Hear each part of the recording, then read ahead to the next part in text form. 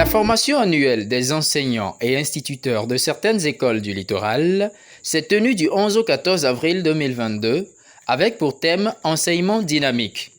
C'est Irénée Agbidi, promoteur du CSPE, qui nous donne les motivations qui entourent le choix de ce thème.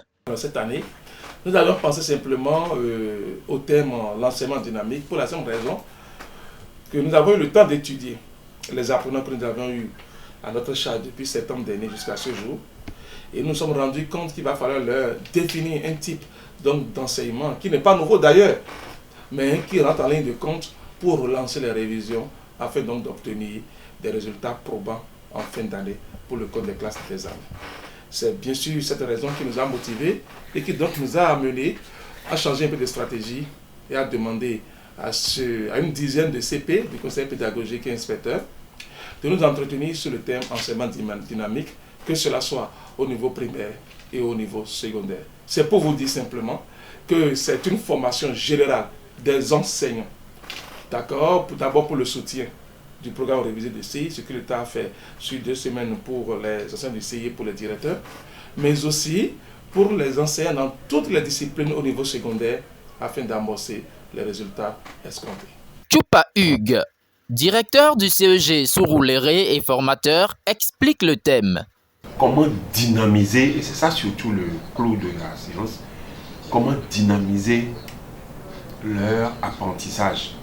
Parce que beaucoup pensent que dynamiser l'apprentissage, c'est demander encore plus à l'enseignant, alors qu'en réalité, c'est quelque chose de très simple qu'il faut commencer par appliquer dès le début et petit à petit seulement.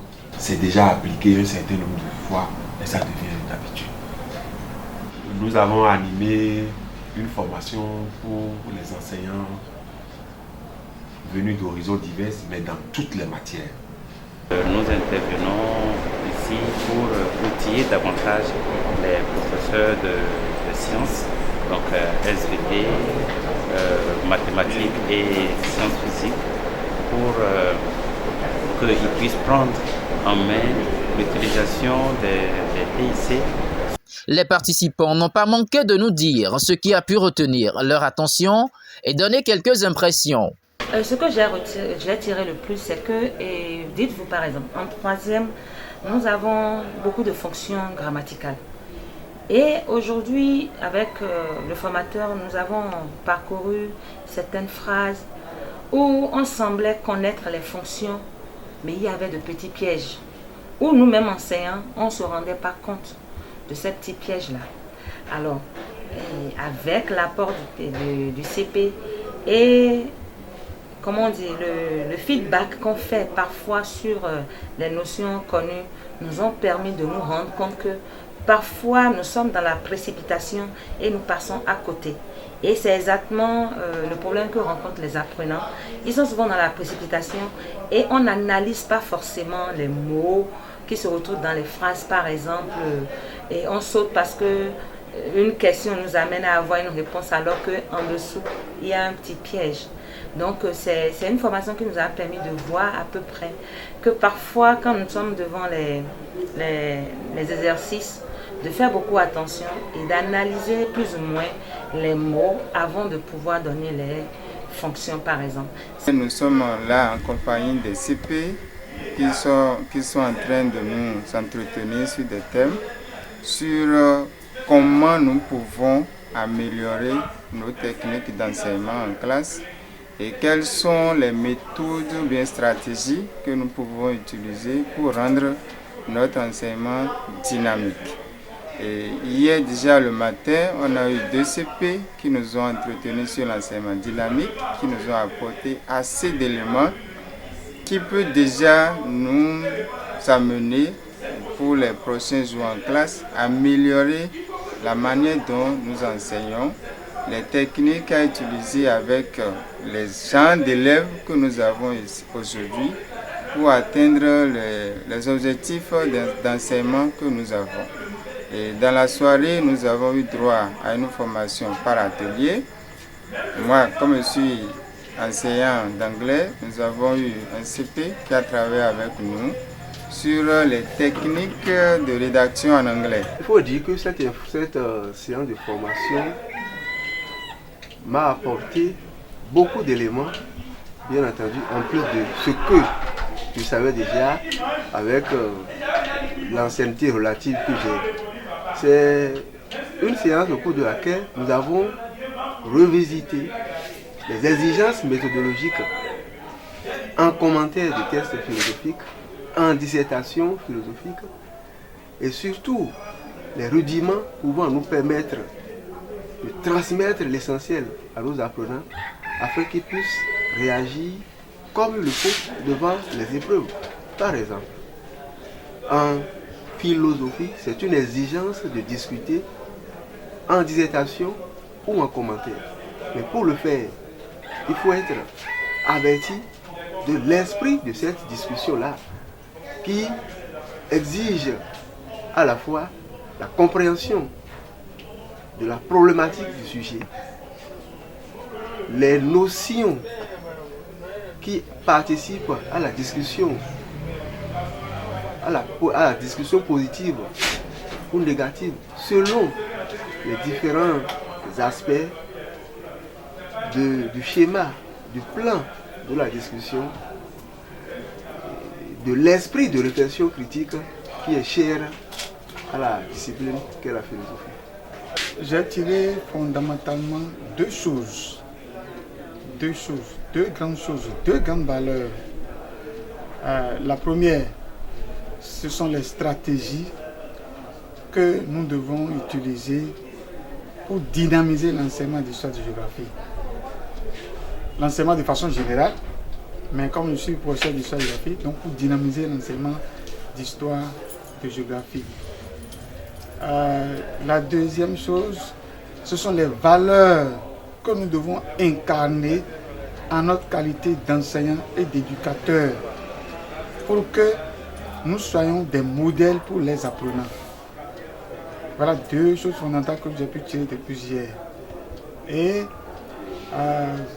au cours de la soirée d'hier, nous avons continué la formation parce que le matin c'était la plénière. Cette plénière a été riche, très riche d'ailleurs. Et dans la soirée, nous avons continué dans la même ligne d'action en développant d'autres sous-thèmes. Dans notre cas, nous avons développé, nous avons dit comment mettre en œuvre la discussion dirigée dans l'enseignement d'histoire et de géographie.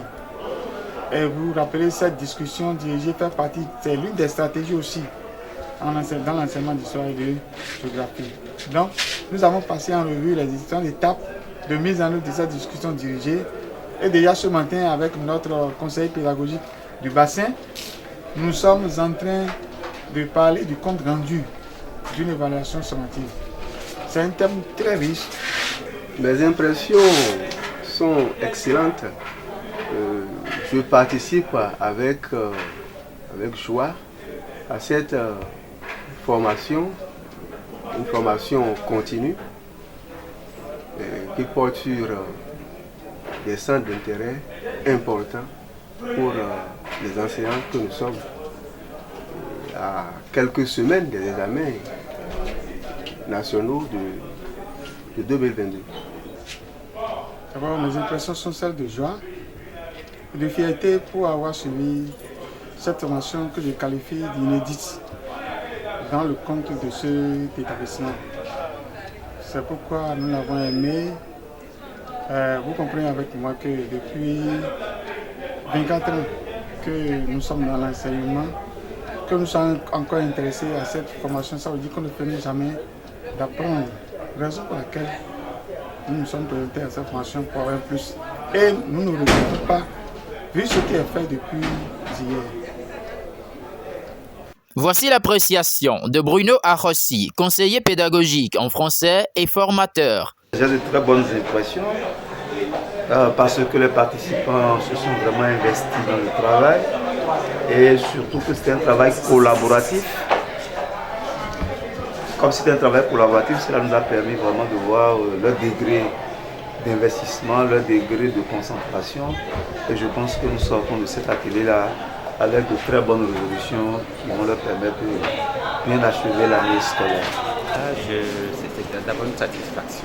Satisfaction parce que c'était d'abord un gros challenge pour le fondé. Un gros challenge, les enseignants, surtout les enseignants des matières scientifiques, c'est pas facile de leur mettre la main dessus, surtout pendant les congés, même si c'est pour les former. Donc, pouvoir les mobiliser à la formation, c'est déjà un coup de chapeau à l'endroit du fondé.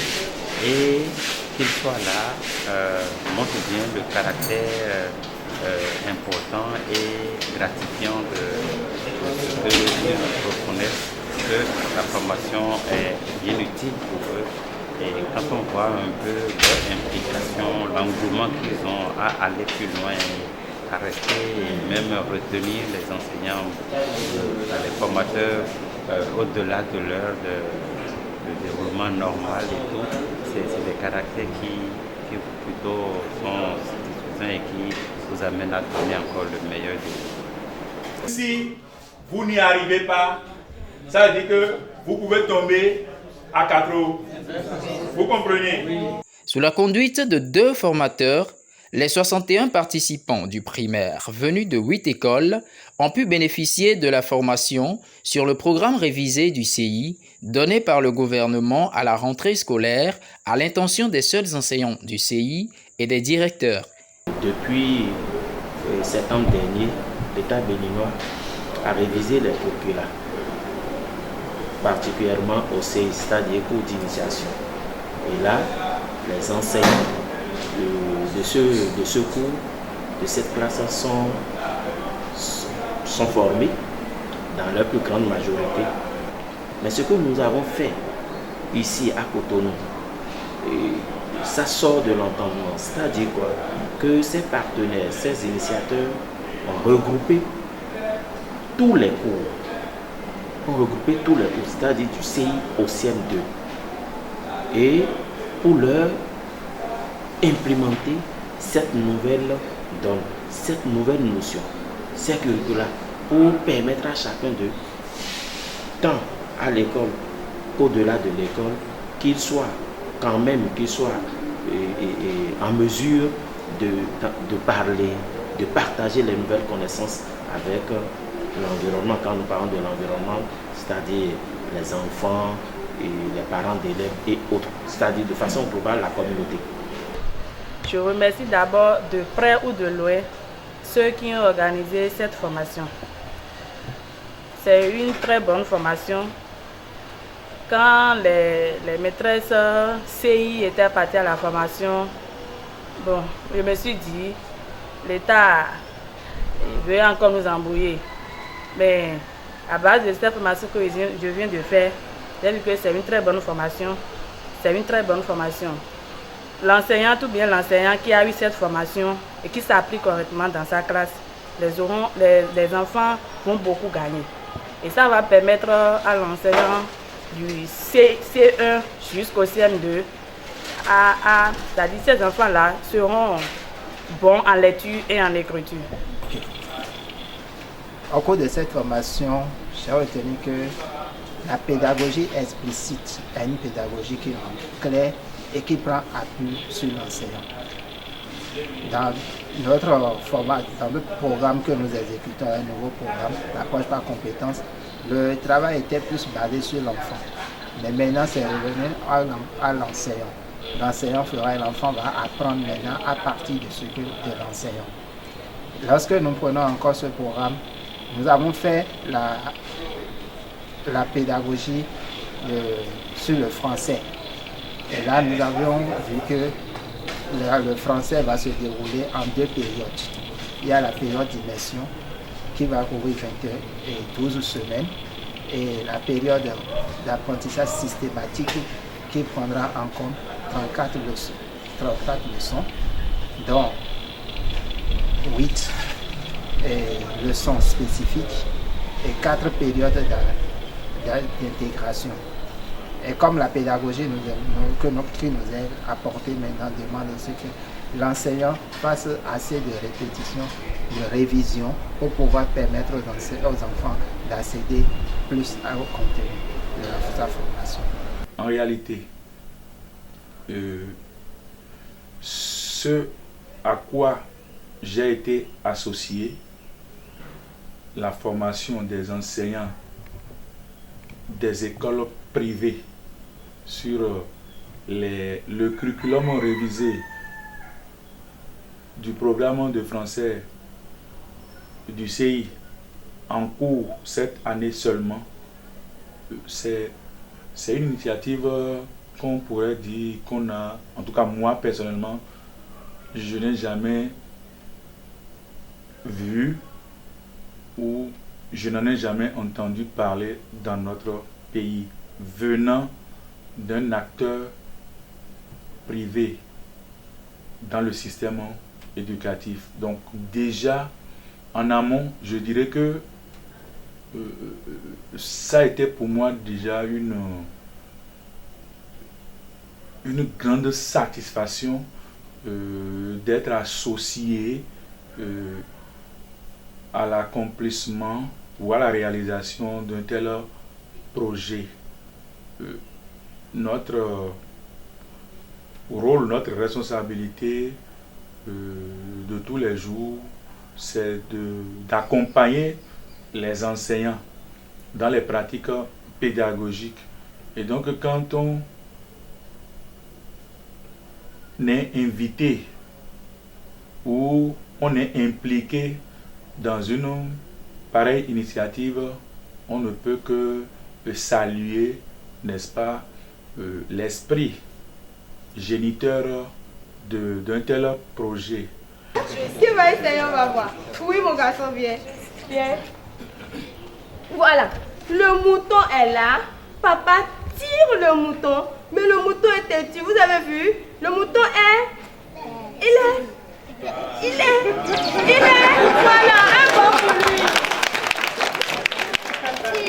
Super. Koya kore. Koya. Koya kore. Koya. Koya kore. Koya. Kokoyaka. Koya. Kokoyaka. Koya. Les participants n'ont pas manqué de remercier l'initiative et saluer l'engagement toujours renouvelé de l'association suisse ZEDAGA. Je finis par remercier ceux qui ont eu l'idée de formation. Je remercie également les partenaires qui ont contribué à la réalisation de cet atelier de formation. Et vraiment, longue vie à cette formation, longue vie à cette initiative, et que le Bénin en gagne, que les enseignants également en gagnent et que les apprenants aussi en gagnent beaucoup. Je trouve que c'est une bonne initiative. Il est vraiment rare de trouver des institutions privées avoir de telles initiatives parce que ça coûte. Et je pense que si on continue de faire ces choses-là, eh bien le CSPE va avoir une très bonne renommée dans la zone. Je tiens fortement à remercier les initiateurs, c'est-à-dire l'ONG ZEDAGA et puis le CSPE géré par M. Irénée Abidi.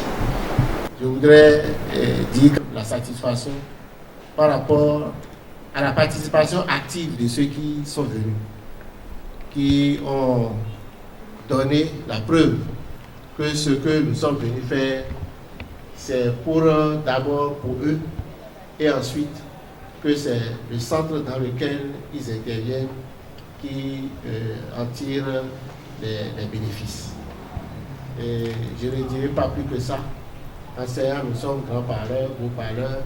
Je crois que j'ai dit les choses pour que chacun puisse tirer les leçons pour les fois à venir. Merci beaucoup.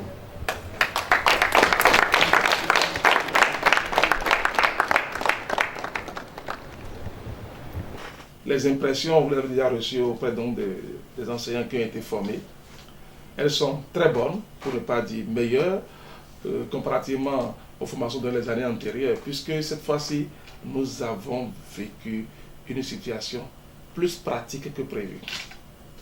Je le dis parce que l'orateur principal, celui qui a développé le thème général donc, de cette formation, l'a dit et l'a redit, pour un enseignement dynamique, il faut des enseignants dynamiques, il faut des apprenants dynamiques, il faut une méthode de travail dynamique. mettre l'apprenant au centre du travail que l'on a à faire, que l'enseignant lui-même s'adapte aux conditions et crée les situations nécessaires pour rendre accessible ce que l'enfant a en lui et à partager avec toute la classe. Le plus important pour moi, c'est que nos enseignants sont partis d'ici avec beaucoup, je dis bien, beaucoup de notions et nous attendons les impacts sur nos apprenants les jours à venir. Initié par M. Irénée Agbidi, fondateur du complexe scolaire Planète Éducative, avec le soutien toujours renouvelé de l'Association suisse pour la formation continue des enseignants ZEDAGA, partenaire unique de ces formations depuis 6 années, cette édition a elle aussi été entièrement financée par l'association suisse restée fidèle à ses habitudes. Toute chose qui aura permis la participation de 126 enseignants, encadrés par 12 conseillers pédagogiques. Il n'est pas difficile à croire que l'homme passe par les hommes pour rendre heureux les hommes. ZEDAGA était celui ou celle, pour ne pas dire l'association la plus indiquée pour répondre aux aspirations du CSPE qui est une école à vocation sociale. Je passe par ici pour dire merci à Sylvie Azanko qui a tracé le chemin qui mène vers ZEDAGA, à Irénée Agbidi que je suis. Et je me permets personnellement du fond du cœur de dire toute ma joie et toute ma reconnaissance aux cofondateurs et aux coprésidents Pierre Pétinet et Pascal Emery qui ont cru en ce que je fais et qui ont cru en mes réalisations, qui ont cru en mes projets et qui ont un témoignage vivant de ma bonne foi. Je leur dis sincèrement merci. Merci pour votre soutien depuis 6 ans. Je m'y rappelle encore. Oui, notre première rencontre, qui pour ma part était toute une histoire, il fallait justifier, présenter une école à Cotonou à vocation sociale. Mais le CSPE vous doit tout ce qui relève non seulement de la réalisation, mais aussi des résultats obtenus. Aujourd'hui, nous avons compris que des associations doivent vous emboîter les pas pour soutenir, je n'ose dire, des gens honnêtes comme nous, pour ne dire des gens qui sont partis pour travailler pour l'avenir des âmes innocentes que sont nos enfants. Le CSPE ne va jamais cesser de travailler pour la réussite et pour l'avenir des enfants. Je viens personnellement reconnaître tout ce que vous aviez fait. Je ne voudrais citer que quelques-uns ou quelques-unes de vos réalisations, j'allais dire.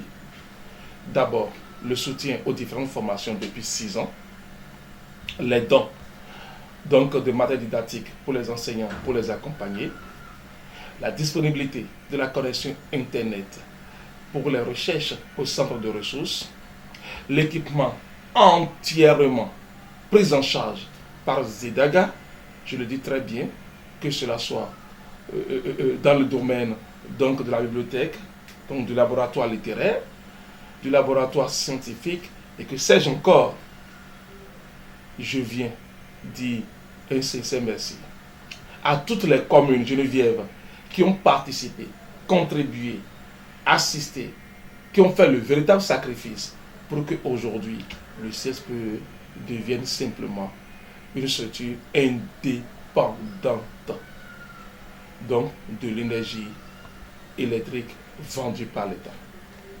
C'est une joie pour nous de le vendre parce qu'aujourd'hui nous sommes sous les panneaux photovoltaïques. Ceci grâce à l'association Suisse. Vous en avez assez fait et nous n'allons jamais cesser donc de vous demander, de vous tendre la main, de vous dire combien de fois nous sommes prêts à évoluer. Puisque vous évoluez également, permettez-nous d'évoluer car le monde est un perpétuel mouvement. Nous sommes donc appelés à continuer par travailler avec vous dans le seul souci donc de réussir nos projets, de réussir nos aspirations, de réussir notre souci de faire de nos enfants des hommes ou des femmes complets ou complètes. Que le Seigneur qui a permis que vous posez ces actes sociaux, qu'il vous en donne d'en faire davantage et que vos familles en soient bénéficiaires à jamais. Je vous remercie. Vous me dites que d'ici peu je ne serai plus triste. J'aimerais qu'il vous voie un jour, mais je doute à raison. Essayez de répondre à ma question. Qui saura, qui saura, qui saura?